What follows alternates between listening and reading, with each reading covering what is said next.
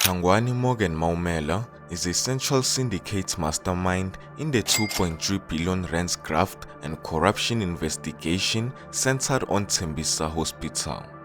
A flotilla of shell companies controlled by Maumela or his relatives scored at least 415 million rands in medical supply contracts from the East Rand Hospital in the space of 2 years.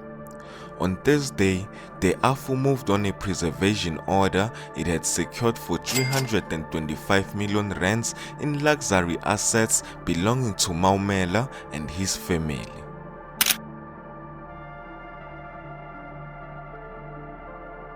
The asset forfeiture unit has struck at the heart of the 2.3 billion rands Tembisa Hospital extraction schemes, moving on tender dawn Hangwani Maumela and seizing luxury cars, houses and a party boat worth a combined 325 million rands.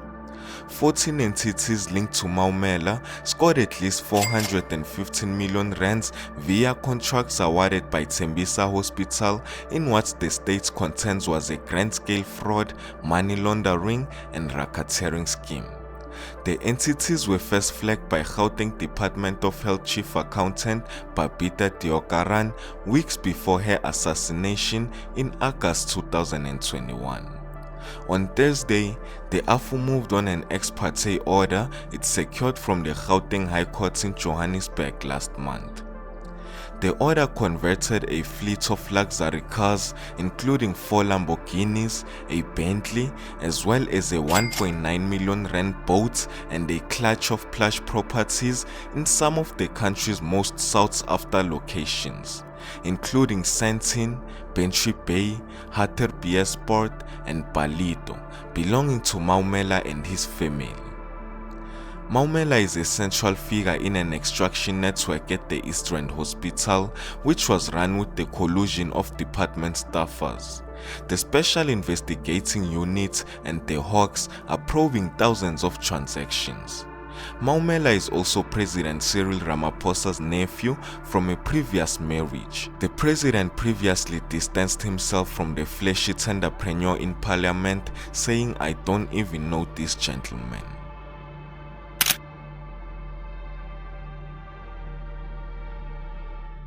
The AFU spoils include a sprawling mansion in Bentry Bay, Cape Town with vistas overlooking the Carbokelberg valued at 88.5 million rands. 2 neighboring properties in the heart of Sandton, Johannesburg worth 69.7 million rands and 71.6 million rands. A flat in 3 Anchor Bay, Cape Town worth 14.5 million rands. A home in the idyllic Pecanwood estate which lines the banks of the Hartebeesport Dam valued at 13.6 million rands. A villa in the exclusive Zimbali coastal estate in Ballito worth 9.4 million rands. A Lamborghini Aventador SVJ and a Lamborghini Aventador Ultimate Coupe which the AFU priced at 17.9 million rands. A Lamborghini Huracan STO which the AFU valued at 8.7 million rands. A Lamborghini Urus valued at 6.9 million rands. A Bentley Continental GT V8 worth 4.1 million rands and a Regency 250 LE3 boat worth 1.9 million rands. Maumela was cited in the court documents, together with his mother Mboneni Maumela, his sister Rumani Maumela, and the MHR Family Trust. In the founding affidavit, Wendy Da Silva, the head of the AFU in Johannesburg, said the Specialized Audit Services Unit of the National Treasury conducted a review of Tembisa's hospital basic accounting system payment data, as well as its central supplier database and the implicated entities' company records.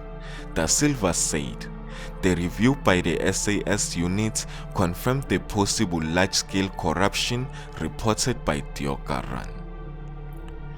Morar Incorporated was then appointed to conduct forensic investigation into 14 syndicate companies which were under the control of or associated with Maumela and his family.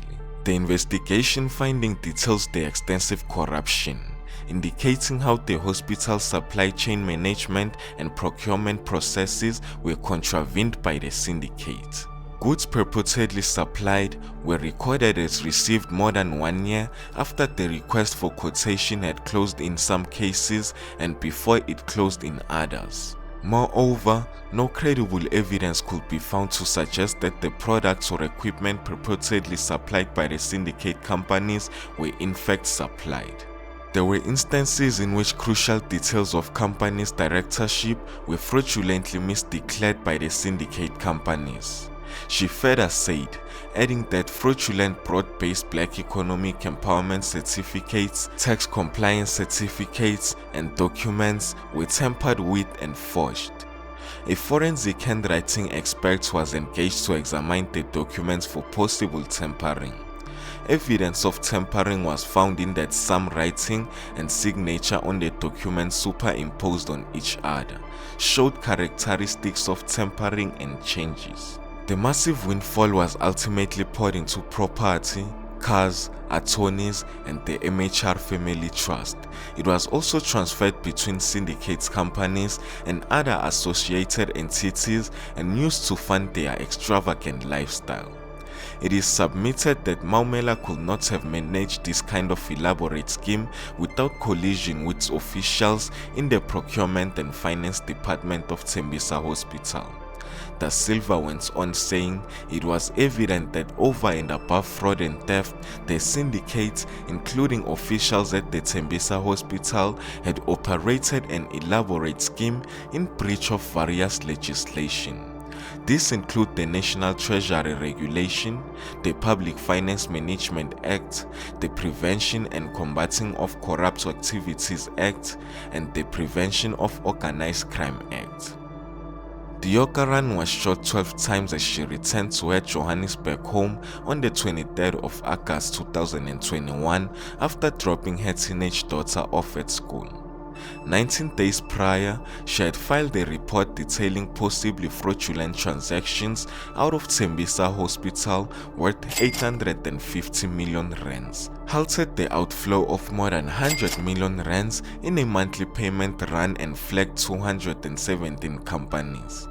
Days before her death, in a WhatsApp message to Health Department Chief Financial Officer Lerato Madio, she said, "I am just worried that the guys in Tembisa are going to realize we are not releasing their payments and know that we're onto something. Our lives could be in danger." Madio ignored her call for an urgent investigation and her report was covered up. The frozen payments were released in the wake of her murder. Of the 100 million rands Deokaran froze, 35 million rands was due to companies in Maumela's syndicate.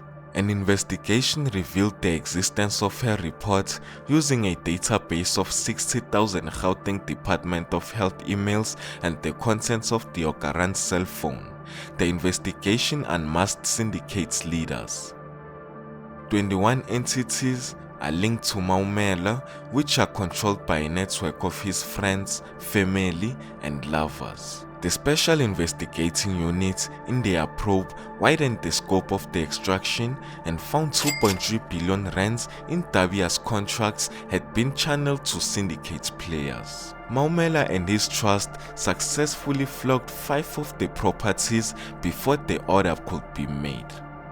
Vusimuzi Cat Matlala was placed in this web through 3 companies in trade with the hospital, and while under investigation by the SIU and the Hawks, went on to score a 360 million rands health services tender from the South African Police Services. The contract was cancelled in April this year, and Matlala is imprisoned while awaiting trial for the botched assassination of his former lover, Tebogo Tsobejane. It was previously reported that he would also be charged with the attempted murders of taxi boss Joe Ferrari Sibanyoni and Siyonki Mokubung, known as DJ Vetis.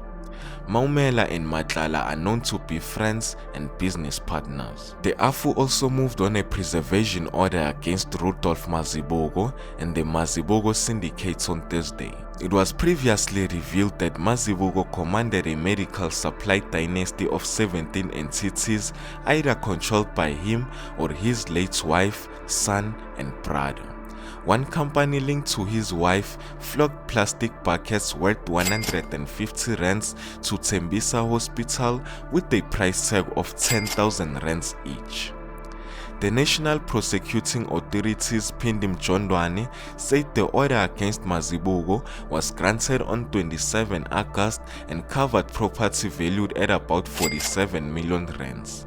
This again included luxury residential property and vehicles. 3 Mercedes Benzes worth 10 million rands and a 2 million rands Land Rover among them.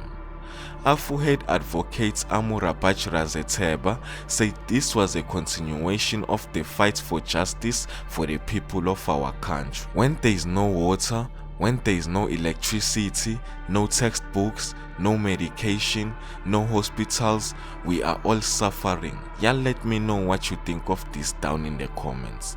My name is Jay and this is Moment in Future, pulling you into the truth.